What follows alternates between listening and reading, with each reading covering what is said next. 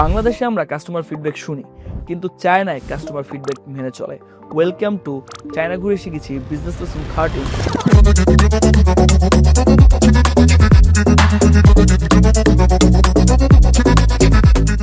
চায়নায় customer ফিডব্যাককে কোনো option না, মানা হয় একটা নির্দেশ হিসেবে। একটা প্রোডাক্ট চায়না বিক্রি করার পরে প্রত্যেকজন উদ্যোক্তার মনে একটাই প্রশ্ন থাকে, এই প্রোডাক্ট সম্পর্কে কাস্টমার কি বললো, কাস্টমার পছন্দ করেছে কিনা, এই দামে কাস্টমার এই প্রোডাক্টটা সম্পর্কে কতটুকু সন্তুষ্ট, কাস্টমারের পরবর্তীতে এই প্রোডাক্ট সম্পর্কে কোনো প্রশ্ন আছে কিনা।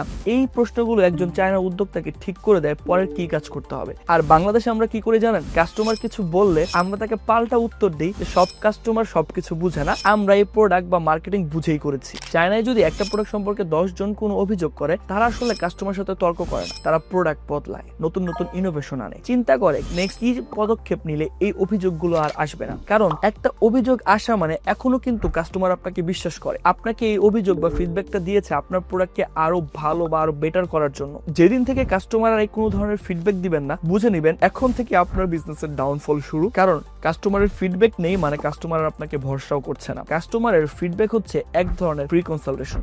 বাংলাদেশে যদি আপনি কাস্টমারের ফিডব্যাক পান, কখনো এটাকে আসলে অপমান হিসেবে নেবেন না। কারণ আপনি যদি নিজের চিন্তা দিয়ে শুধুমাত্র ব্যবসা করেন, সে ব্যবসা ছোটই থাকবে। কাস্টমারের থেকে ফিডব্যাক নিয়ে যদি আপনি প্রতিনিয়ত নিজেকে ডেভেলপমেন্ট করেন, বিজনেসকে ডেভেলপমেন্ট করেন, তাহলে সত্যিকার অর্থে আপনার বিজনেসের গ্রোথ আসবে।